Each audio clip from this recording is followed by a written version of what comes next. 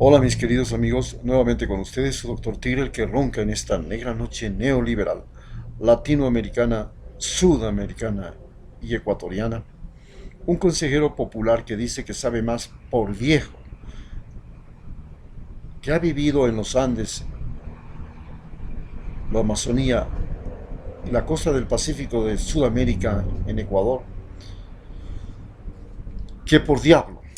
Y hoy les va a hablar acerca de lo que nos enseñaron en este año 2019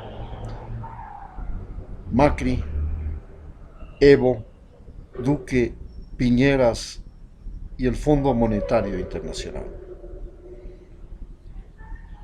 Podríamos empezar diciendo que el primero que nos enseñó algo fue Macri. Llevó a la Argentina a una crisis jamás vivida en el siglo XXI y que nos recordaba todas las catástrofes económicas de Argentina en el siglo XX, comenzando por las juntas militares y las masacres.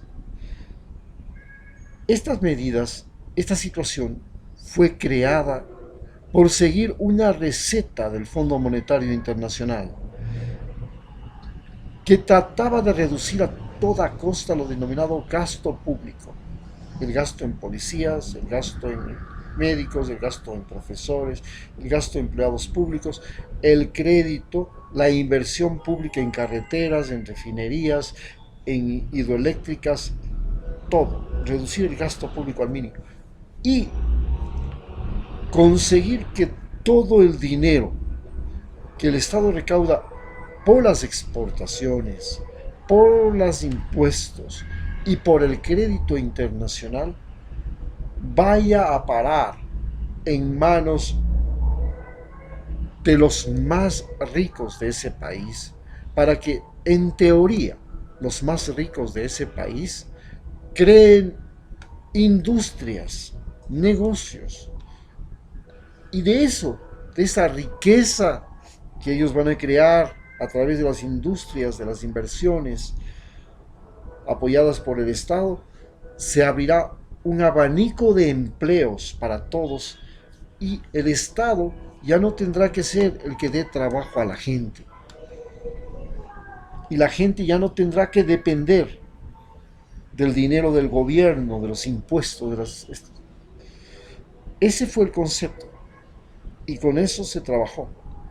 Pero la catástrofe se vino cuando la inflación en Argentina se convirtió en la más grande inflación mundial después de la de Venezuela. Y eso les llevó a una catástrofe y al perder en las elecciones en primera ronda frente a Cristina Fernández, en general frente a los dos Fernández que ahora gobiernan esta Argentina. Por otro lado, después de eso, tuvimos la presencia y la situación creada en Chile, donde se lanza una protesta que después enciende también a Colombia. Y esta protesta es efectivamente contra el neoliberalismo. Y esta protesta contra el neoliberalismo es porque demuestra que el neoliberalismo, este modelo de gestión, que fue aplicado en Chile desde 1974, en que sube al gobierno Pinochet, y que durante decenas y decenas de años hasta la fecha, nos hizo creer que Chile era el país con la mejor economía, con la mejor situación de América Latina, terminó siendo un castillo de naipes porque los chilenos habían sido individuos que tenían mayores salarios, mayores ventajas económicas y venían y todo. Sin embargo, la seguridad social, las medicinas, la salud, la educación, hasta el agua se habían privatizado y se habían convertido en negocio. Y estos negociantes estos dueños del seguro, de las medicinas, del agua, de todo en Chile, habían convertido a los chilenos en pobres endeudados. Es decir, aparentemente eran ricos porque habían tenido crédito y habían podido comprar algo, pero esa cosa que habían comprado, ese servicio por el que pagaban todos los meses, se había convertido en una soga al cuello que los estaba asfixiando y matando todos los días, porque todos terminaban el día siendo más deudores que el día anterior, hasta que se veían asfixiados y llegaban a la vejez para ver pensiones que eran inferiores al salario mínimo vital, a pesar de haber trabajado y haber depositado en estas empresas privadas durante años y años y años dinero para que cuando llegue su vejez, esa vejez sea con un poquito de dignidad. En Colombia, por el contrario, la concentración de la riqueza en los terratenientes y empresarios colombianos durante años, décadas y siglos se había traducido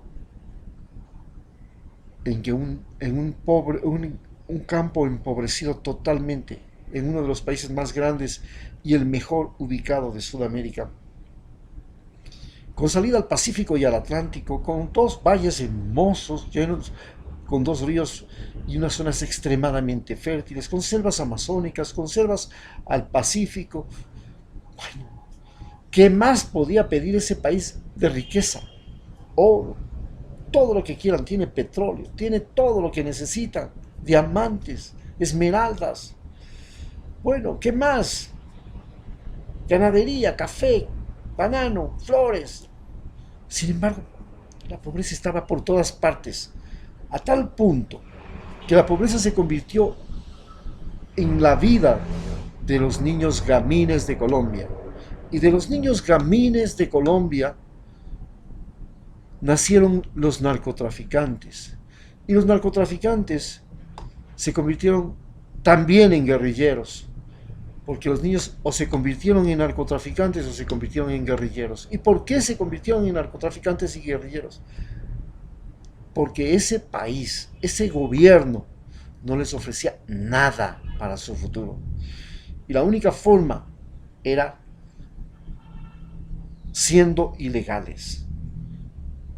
Y para ser ilegal, o eras narcotraficante o eras guerrillero. Y la guerrilla le ofreció una forma de felicidad y el narcotráfico le ofreció otra forma de felicidad. Y se convirtió en el país con la guerrilla más vieja del mundo y en el país con los mejores narcotraficantes del mundo y en el primer productor mundial de cocaína, a pesar de tener 7 bases militares en ese país. Y esto llevó a una protesta. Y esta protesta levantó a toda Colombia, algo único en América, que no sucede en el resto de países que están protestando. Ecuador también tuvo una protesta, pero fundamentalmente en la sierra. Chile en las ciudades más grandes. Pero Colombia, la protesta es generalizada, es en todas partes. Y es un levantamiento que cuestiona todo lo que es Colombia, lo que son los colombianos, lo que han sido los colombianos, y que dice, hasta aquí nomás, y de aquí vamos a salir adelante. Pero eso pasaba en Colombia, mientras tanto que en Bolivia, ¿qué nos enseñó Evo Morales? Evo Morales nos enseñó que era posible el crecimiento de un país sin tener que tener un graduado en una universidad de Harvard como economista. Nos enseñó que los indígenas son una fuerza poderosa, que cuando están organizados pueden sacar a cualquier país del mundo de las situaciones más catastróficas.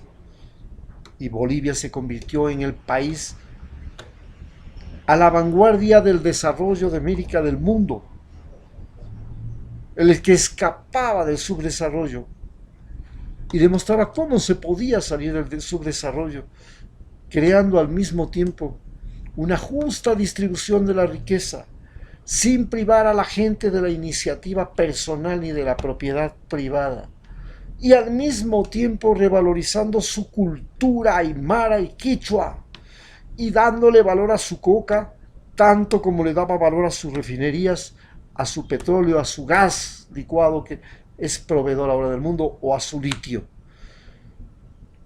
Pero sorpresivamente, Estados Unidos, junto con Bolsonaro del Brasil, más la derecha más sanguinaria, radical y retrógrada de América del Sur, la de Santa Cruz, logran, mediante una jugarreta con la OEA, hacer que unas elecciones se conviertan en el sepulcro de Evo Morales.